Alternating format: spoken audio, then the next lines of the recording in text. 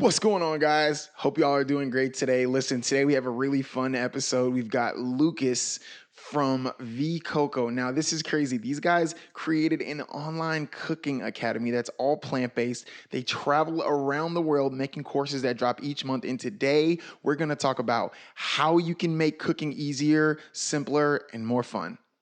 Okay, so here's the big problem. You want to live plant-based and excel at your health and performance. You're looking for real ways to change your life and the world by reducing your footprint. How do we continue to perform in every facet of our lives and do it without eating meat and following the format that's been force-fed to us our entire lives? And do it on your own terms through a plant-based diet. That's the real question, and I'll give you those answers and more. I'm Marcus Watts, and welcome to the Vegan Transition. So I was just saying, like, I'm glad, you know what I'm saying, that we got connected.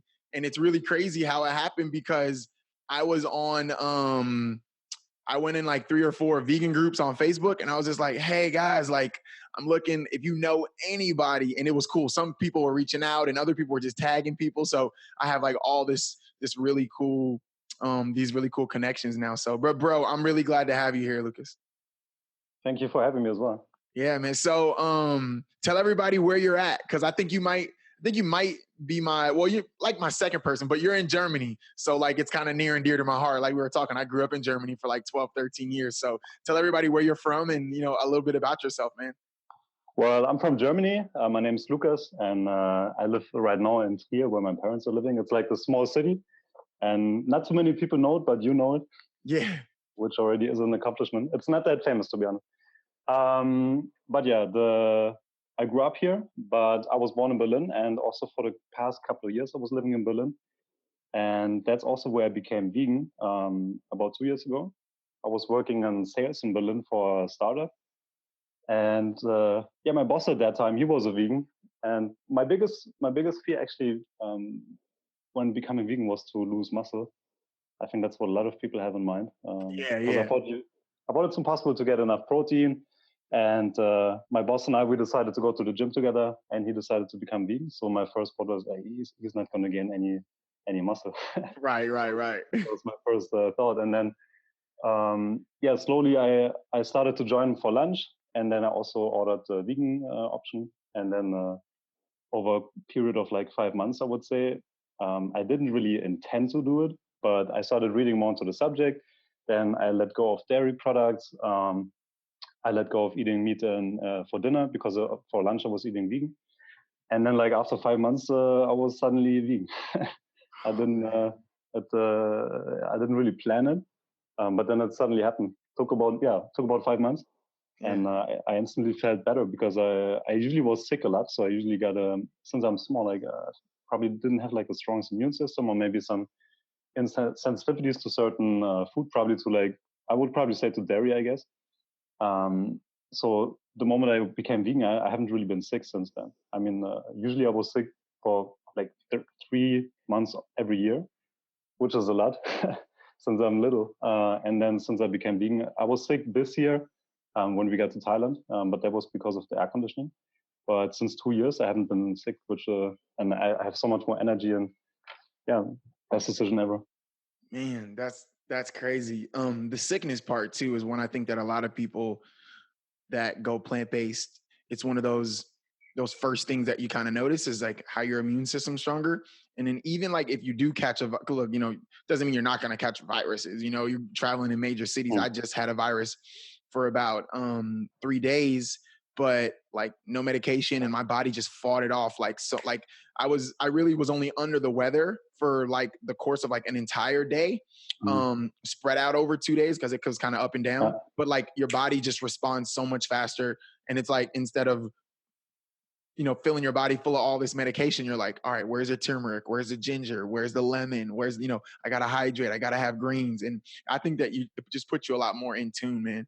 So tell me a little bit more, tell everybody about this way of approaching plant-based nutrition that I think is going to completely revolutionize the way that people are looking for information. Because right now, if you want a recipe or something, you know, you got to go look on Pinterest. Okay, pull a recipe. You might get lucky and get a really good ebook.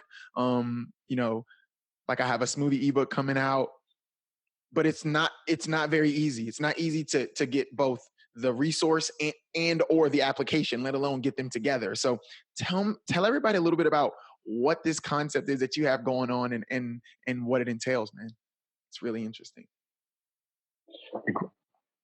VEECOCO. Yeah, so basically about a year ago, we were still working at the sales job, and my brother and I, we always knew that we wanted to do something different, something for ourselves. And then, so about 1.5 years ago, we started like a YouTube channel, a vegan fitness cooking YouTube channel, just for fun.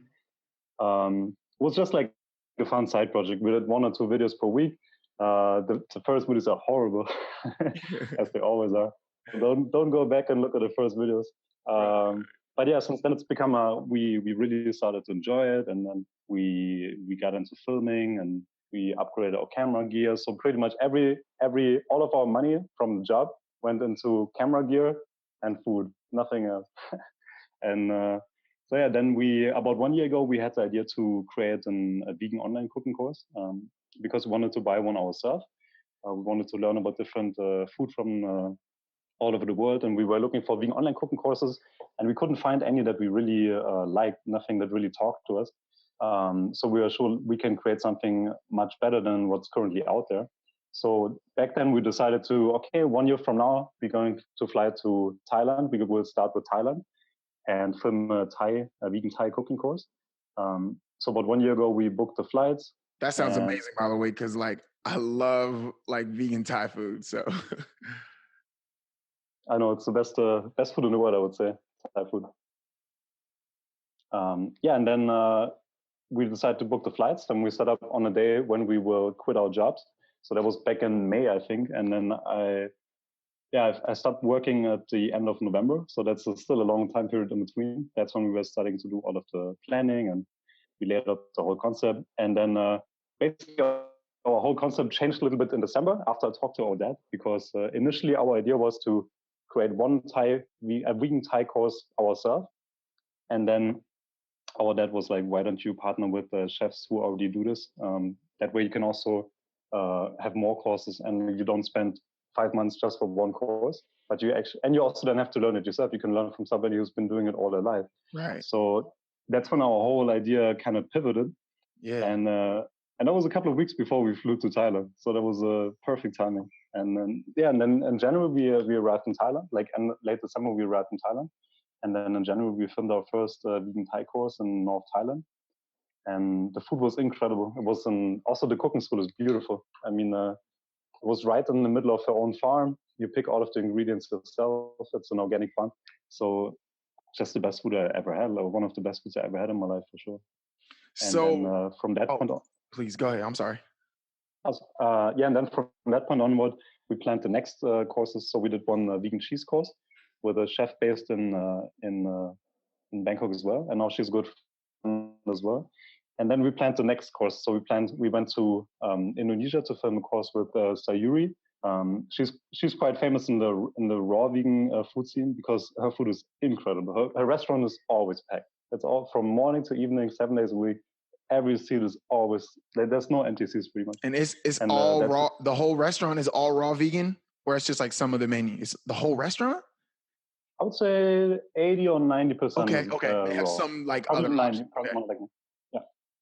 And but the food is absolutely incredible. So we did a course with her, and then we also planned to go to Vietnam and then shoot a course in Vietnam, Japan, Korea. So basically wanted to do all of the major Asian cooking courses first. So how many countries are you guys planning to hit, or have you hit so far? So I think so far we had 5 countries, but then also 2 specialty courses. So we have 5 countries like I said, Japan, Korea, Vietnam, Thailand, and Indonesia. But then we also did a vegan dessert course and a vegan cheese course. And then we have a couple of more courses coming up. So yeah, that's why right now we have, I think on our website, we have 4 online courses available now. We have the vegan cheese course, the vegan dessert course, and then tomorrow we published a vegan Vietnamese course, and then in July we published a course with Sayuri, so the raw vegan course. And then from that point onward, it's going to be in August we published the Japanese course, and then in September the Korean course. So people can get a membership they can get a membership, and pretty much every month they're getting stuff like this. They're getting a new like course pretty much released to them where they can learn to cook like this, to cook like that. The vegan, you had me at the vegan desserts. That's pretty crazy. Man, that's a crazy, it's a really, really cool concept, I think. And it's definitely solving a problem, because again, it's one thing to like, oh, okay, these are the types of foods that I can eat. Okay, maybe you kind of have that, but most times you have a small circle of the foods that you eat. You kind of eat the same things, or there's some things that I didn't even know existed for like years. And I was like, oh, dang, like this was another option that I had. So I'm constantly trying to find people like you and find the type of people that you're working with, so I can like see like what their websites are, what their blogs are, what type of things they're eating, and just watching and learning. So this like fixes all of that. Cause I mean, before I would say, okay, get sick. Okay, I'm going to have some greens. Now, because of the people that I've exposed my to, right, the specialists, I know like, okay, I get sick, boom, have turmeric, have lemon, have ginger, have this, have that. I can eat these types of foods. This is great for this. This is great for that. And could you go and sit and do all this research? Yeah, it would take you forever, but it's so much better to do what you're giving us the opportunity, which is, okay, here are the professionals. They've done the research. They've done all the studying. They've had all the ups and downs, all the bad recipes, the times the cakes came out horrible or the dishes got burned, and you can kind of avoid that. That's pretty crazy, man. So let me ask you this. What was, when you first initially were kind of going about this, what was the biggest problem that you felt you wanted to solve for people? Or the biggest problem that you saw that people were having, because you clearly were like, we're going to fix this.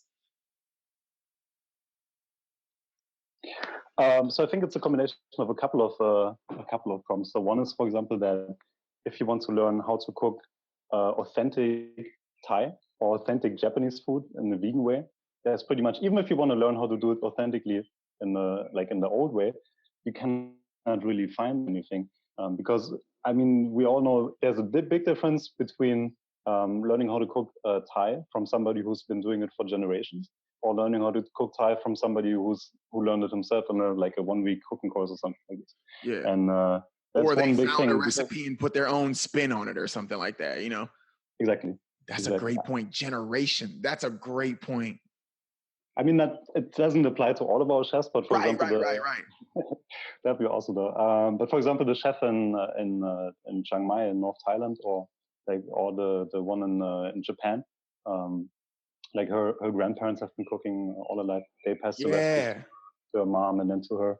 So that's one thing that we just wanted to have, one resource for people where they can learn how to make food from specific countries completely authentic. And so that was one of the problems, I would say. Then the other problem I would say is that there weren't really any options when it comes to online courses online. And we know that there's a lot of people out there. Maybe you're a mom who's busy with your kids. Maybe you live in a small town. Maybe you live in a country where around you there are no vegan cooking courses. So we wanted to solve a problem for those people as well, because in Germany, depending on the city, we do have quite a lot of in-person cooking courses. But maybe you're busy, maybe you can't go, and maybe you have to take care of your kids, maybe it's too far from where you live. So we wanted to bring people the courses to their home so they can learn from home in the most convenient way and make it in the most entertaining and also a fun way possible. That's awesome, man. So when was there like a specific point where you were kind of like, man, why isn't there this thing? Why doesn't this exist? Like, do you remember when you guys first like had that idea and like what it was that made you kind of realize, wait a minute, this is like a real thing that people need? What we did, that's a good question. I think for sure last year when we were looking ourselves for online courses, we couldn't believe that there's nothing out there. Pretty much, you look around for online courses, and I would say it's very limited what you find out there. Um, Especially once it's nice when you can learn from a lot of different chefs. And then we found also in December we found this one chef in Germany here who's doing a somewhat similar concept, I would say, but he's doing it all in German. Oh, okay. It's not that similar to, yeah, actually it's not that similar, but he's doing it's called Vegan Masterclass, and the food he's making is also incredible. His work is really nice. Um, but he's focusing more on, like, he's an experienced chef here in Germany, and he's quite successful also with his school here, with his online That's school great. now. And I think what he also wants to do is introduce different chefs throughout Germany into this platform as well. So, I mean, we're similar in the way that we are an online cooking school, but ours is more like internationally focused, and we also have Right. more international chefs. Um, Right. yeah, so that's one of the moments I would say. Yeah, I mean, I still think that it's great though, because the more of these resources there are, I definitely. mean, the more people can, you know what I'm saying, have the ability to kind of remove the middleman, so to speak, and have just a go-to place where they can learn from. And everybody has different styles. You know, the way that you guys teach it, you know, is going to be different from someone else. So as you guys set out to do this, like, did you guys run into any like setbacks? Like, were there any like struggles where you were kind of like, Many. oh man, like what the hell? So many, so many. I mean, one of the worst was probably when we arrived in Bali. It's crazy. I think it's only been 6 weeks now, and it feels like it's been a lifetime away. Everything moved so quickly in the last 3 or 4 months that if I look back at it and I look at the calendar, I think, okay, this was just 2 months ago. But yeah, 6 weeks ago when we arrived in Bali, we arrived, we drive to our hotel, and then we go to co-working space. And from the co-working space, we want to go to meet the Sayuri, the chef. And then we crossed the street, and my brother got hit by a scooter. Uh, No. yeah, that was insane, and he got hit really, really bad. So he didn't talk, he couldn't remember anything. He was completely white. So I called Sayuri also to let him. I texted her that we can't make it, of course, but and then we went to the hospital. But yeah, It's a that lot was different. It's a that lot was different. yeah, also getting there because it was rush hour in Bali. The ambulance didn't come. They, like, we called them. They say they're not coming. It doesn't make sense to come because there's no, they cannot even get there. So we took a taxi to the hospital. 2 streets further, took 2 hours pretty much. And the whole time my brother was like, every 2 minutes he was like, "Where are we? What day it is?" And I got so scared because he couldn't remember anything from the last 6 months pretty much. And then yeah, He couldn't he's fine. remember anything from 6 months. No, I was hoping that this goes away very quickly because that was a really scary experience. Wow, And man. then yeah, luckily he recovered really quickly. So he Oh, stayed wow. overnight, and then for the next, yeah, we had to cancel our flights back to Bangkok because he needed more time to recover. And then 7 days later, we already were in Japan to film the next courses, and then to Korea. So that was a very hectic time. Um, yeah, that was one of the I wouldn't really call it yeah, kind of a setback, I would say, because Mhm. also the next day we had to film the cooking course with Sayuri. Yeah, it was all So scheduled out. yeah, I was that was a crazy day because also from the hospital, I think I finished at midnight, and then I drove back to get some sleep, and then the next morning I had to film myself because Mhm. usually we have 3 cameras, and we have one static one, and then we both film from the sides.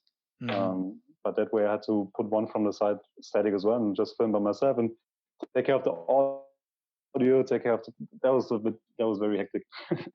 But the Man. course turned out surprisingly very well. So Well, that's awesome, man. Thank God. Um, let's talk a little bit about the struggles that a lot of people have, and I find like I mean it's so many different things, like the spices to use to the type of pans to use. What are some like common mistakes that you see, or common, or things that like probably you guys are addressing inside of this course to kind of help people to like cook, you know, to just make cooking. I feel like so many people think it's so complicated, and I'm like, man, it's really not complicated. You just kind of have to find what you enjoy, find what you like. And then, you know, I always say, you know, it's probably a little bit of trial and error, but in this case, you guys are solving that problem. But what are some common kitchen mistakes or common cooking mistakes that you think like most people are making, or just that, you know, that you could, that the course is going to help them with? Yeah, one thing, like you said, is that in the beginning it seems very complicated, especially something like Thai food, for example. For most people, it's kind of intimidating in the beginning because there's so many new spices. And one thing that we learned through the last 5 months is that everything is always quite simple. You can always put it down into a few key elements. For example, in Thai, you have the 4S, so that's spicy, salty, sour, sweet. And if you always try to get like the right balance from those, then the food is always going to taste good. So, for example, let's take salty is usually from soy sauce, and then spicy, of course, chilies, and then sour from lime juice or also from tamarind paste. And then sweet is usually in Thailand from coconut or palm sugar. So yeah, you can play around with those four, and you try to, for example, you don't have to stick exactly to a recipe. You can be a little bit creative. For example, some people, when it comes to the veggies, it might not all of them might be available in your country. So then try to do your own mix of veggies or the ones that you like. Maybe you're allergic to something, and then just add the 4S in there. Just add some spiciness, add some sweetness, sourness, saltiness, and it's not going to be a bad dish. That's the thing. So it always comes down to a few key things, I would say. That's such a great point, man, because that concept, honestly, Lucas, works for anything. Like even in training, in the gym, I'm like, hey, listen, this is what the movement in my course. I say, hey, look, this is the movement. But find a progression. Number one, maybe you're not going to squat all the way, ass to grass below parallel. Maybe you just need to be like at parallel. Maybe you need to squat to a box. People are like, well, where should my feet be? I'm like, well, the textbook, and this is the problem I think you guys are solving. The textbook says my feet should be here and I should hold, but my body is different. You know what I mean? Listen, the foods you like are going to be different. Just like you said, the foods that are available to you are going to be different. It's not going to be a bad workout if you change the stance of your feet or you change the depth of your squat, as long as you're constantly working toward that progression, and your food's going to be good. Look, if you people inside I have my meal plans in there, and oh, well, I don't like this. I'm like, okay, we'll just, you don't like peaches. Awesome. What fruit do you like? That's like kind of similar to peaches. Well, I like strawberries. Okay, cool. Add in strawberries. Like, really? I'm like, yeah, it's not, is it going to change the calories a little bit? Oh, yeah, okay. If you're that worried about it, just run the numbers. But that's such a great point. And that's how, when people ask me, they're like, well, what's the recipe? I'm like, man, I don't know. I don't even know how much I put in here.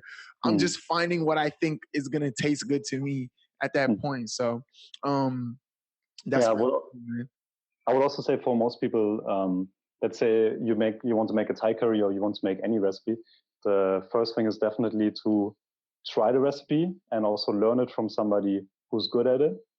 So you learn it correct once, and then after that you can always, like you said, also with the squat, you can always find your own way to squat. You can find the one that's most beneficial for you. But first, learn from somebody who's been there, done that, and then from that point you can just adjust it to your own liking, pretty much. And in the end, it always depends. Like everything is a variable. Like some people don't like the texture of a certain like a tomato could be too soft when they cook it too long, too hard. So always adjust it to your own liking. Play around a little bit. Don't be scared to make mistakes, I would say. And then after a couple of times trying, you will find a good recipe. 100%. I can't remember who the quote was from, but they said to seek out knowledge from a multitude of mentors. And that's like what you guys are giving people the ability to do. And I tell everybody, one of my ebooks is my top 30 fitness resources. And it's like my go-tos for podcasts and ebooks and the top people in the industry. And because if you're learning from those people, you're just talking about learning from people with experience. You know what I'm saying? I mean, listen, if you're a new trainer or, you're new to being plant-based, I'm sure that there's something that that someone else doesn't. And that's, you're going to be helping them.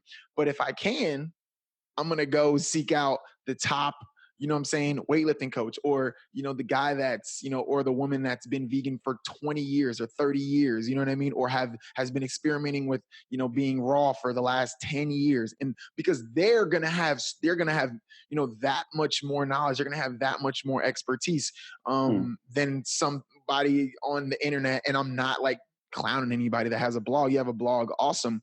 But those people are learning in their journey and sharing that. Whereas these other people, they've been like they've literally become experts in it. So what was one of the coolest experiences you guys had while you were filming? Is there something that stands out? Let me think. There were so many, to be honest. I don't know. All I right, think top three. top three. Definitely. So Bangkok is my favorite city in the world. Nothing comes close to Bangkok. But then What we went about to. why? What about it? I don't know. It's a mix of everything. It's the weather. All my friends are living there, and then the food is fantastic. It's all people are very friendly. Like you walk down the street, and everybody's just like usually nice to you. I And love places like that. I don't know. It makes it's all these. I would say it's a accumulation of a lot of small things that make your day better. Okay. Like you go down your house and people greet you, then they know you by name, and everything is. It's really nice when you walk down the street and you always go to the same food vendors, for example, and they all know you, and then they make a lot of jokes in Thailand always. So you're always smiling here, then 10 minutes later you're smiling over there, and it's just an accumulation of a lot of smiles, That's which cool, is really man. nice. And then, but yeah, the top three experiences for sure, Hanoi. One of them was going to Vietnam, Hanoi, because I didn't hear too many great things about Vietnam, but I always wanted to go. So I expected for sure like a nice country, and then but I really like the city. Hanoi is amazing. It's I like the pace there because in Bangkok everything is a bit crazy, a little bit hectic. It's huge, and then in Hanoi it's also very big. I think they have about 9 million people there, but the pace was so much slower. Everybody's sitting outside drinking tea. I love green tea, so everybody's drinking green tea outside. Sounds like South America. Really? Yeah, Oh, yeah. I haven't been. I only been to Mexico once. Yeah, Argentina. You guys should go to Argentina for one of your courses. I think next year we might do South America. Let me know. I'll meet you guys out there. There's a lot of good food to discover as well. Yeah, a lot of good wine too. Especially Argentina, I heard. So you said Hanoi. What was another one? Another one. Also Seoul. I really, really, really like Seoul. That's probably I would probably say my second favorite city in Asia now after Bangkok. And then Seoul was just amazing. We also after for the last day we pretty much spent the entire day at the Korean sauna, which is also it's an experience in itself because it's very different from the regular sauna that I know. It's the most convenient sauna I've ever been to. People sleep there. You have your own sleeping pods. It's open 24 hours, so you can just sleep there, and then you wake up in the morning, and they have everything shower gel. You can make your hair there. They dry your clothes. They wash it. It's very interesting. What? Interesting concept. When I was growing up, we used to do taekwondo, and one of our closer friends, they were from Korea. So we used to have a lot of like kimchi and bulgogi. Did you guys what were some of the dishes that you guys because you guys were taking traditional dishes and making them vegan. So were there any of those dishes that stood out, or what are some of your favorites? How about that? Just what are some of your favorites that have been transformed, you know what I'm saying, from being the normal recipe using the meats and everything, and now you guys have kind of exposed them to the plant-based one? For sure, papaya salad, Thai papaya salad. That's my favorite dish in the world. And when I was living in Thailand, when I was studying there, I was eating it every single day pretty much. But back then I wasn't vegan. So then they have fish sauce in there. They have dried shrimps. Okay. But now the one we had in Chiang Mai at this farm was incredible. And also I would say everything that she made was just out of this world because it's so fresh and the combinations were perfect. And then she also made these some fresh spring rolls where she also put edible flowers inside. So that was definitely one of the highlights for sure. And then in Korea we did make bulgogi. Yeah, we did make bulgogi as well. It was also really good. Okay. Actually, it's hard to say which one was the best because I would say they were all amazing. Especially also everything was amazing. The cheese workshop was great. The dessert workshop was fantastic as well. Maybe a little bit too many desserts to eat because a lot of them were raw in the back pot, so I can't really bring them to somebody because once I left the house, they're pretty much they are almost gone. So we had to eat almost all of them, which is great, but it's also a lot of desserts. Yeah. No, And, no, for sure. I like it, man. that's complaining on a very high level. Yeah. I think you do make a good point though, that when you're saying that, like, man, they were all so good that it's kind of hard. The thing about any ones that probably do stand out for you, and this is the thing that people love about food, is the association with the experience. And that's what a lot of people miss. Because, people ask me all the time, they're like, man, do you miss, meat? Do you miss, certain dishes? And I'm like, I don't, because now I'm so far removed too. Like, I don't even remember what they taste like. Right. But, your life is like now forever changed because you have these experiences, and whenever you smell those smells or have those dishes, you're automatically going to be, or when you want that dish, it's really, yes, you want the nutrients that are in it, but it's also connected to the feelings you have. So I tell people, man, I don't, right? I don't crave those things. I don't want those things. But when I walk past a restaurant and I smell a burger, or, I see soda, right? It reminds me, it takes me specifically back, like hot dogs, hamburgers, sodas, anything that's like grilled or like would be at like a big barbecue or something. It makes me remind, in Europe they would have them, but it's not the same. Not to the same degree, but in America we have what are called block parties. You know what those are, right? And it's like, a whole neighborhood, everybody gets together, and it's normally a large group, but it's like, I always explain it, it's like the most supervised, unsupervised event for kids, because it's like parents everywhere and kids are just like going every direction. And so the smell of burgers, the smell of, potato salad and sodas reminds me of like reaching my hand in America. We used to have, the old metal trash cans, reaching into the bottom of a trash can because all the ice is melted in its water to get like one soda, and drinking an inordinate amount of sodas and eating so much food you just sleep all night. And that's what I miss. And that's because of the association that we have with smells and foods and the feelings that they give us. And it's that, it's the release of those endorphins that make you happy and things like that. So it's cool to hear you say that, because probably one of the reasons you can't decipher is because you had such an amazing experience that if you were going to choose one, it might be so minuscule. It might be like, just the, somebody that you met there while you were eating, you know what I mean, mixed with how great the food was. So I think it's cool that your experience, and traveling, like you do, and growing up in Europe, you get to go to so many places, Ibiza and Italy and Czech Republic, and then going back as a man and playing ball. It's like, you travel all over the world and you get to experience these cultures in so many different things, and having a taste of these food from these other places is just so amazing. Actually, we're going to Italy in September for the first time. Where'd you guys go? To Florence, probably. Florence. Okay. When we were living in, I think we were in Mannheim at that time. They've since, I think they closed that base down now, but we took like a trip it was like 18 hours to Aviano, Italy for an American football game.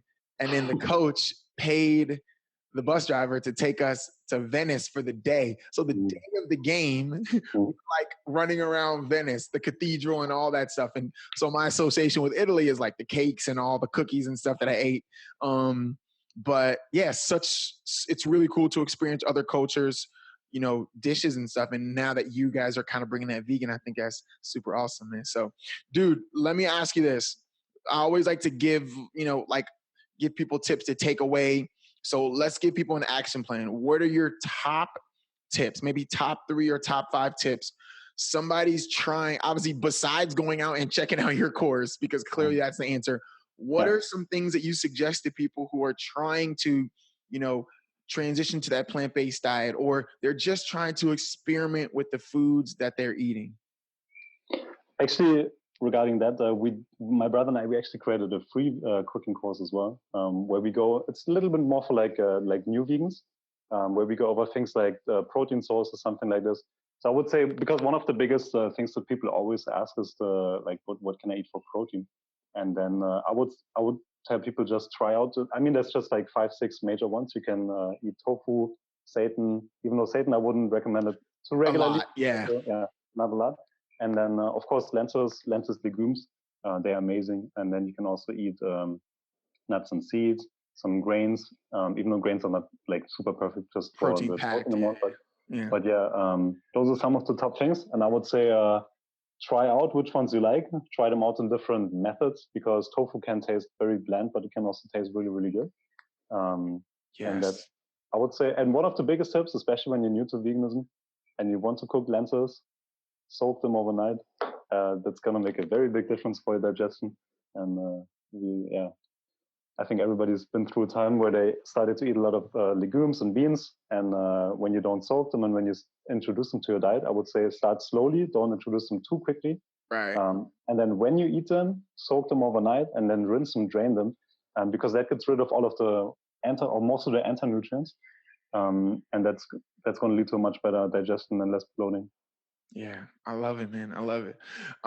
So yeah, bro, tell everybody, I'll make sure I get all the info from you, and we'll put the link to the free course in the description, as well as the full tilt course.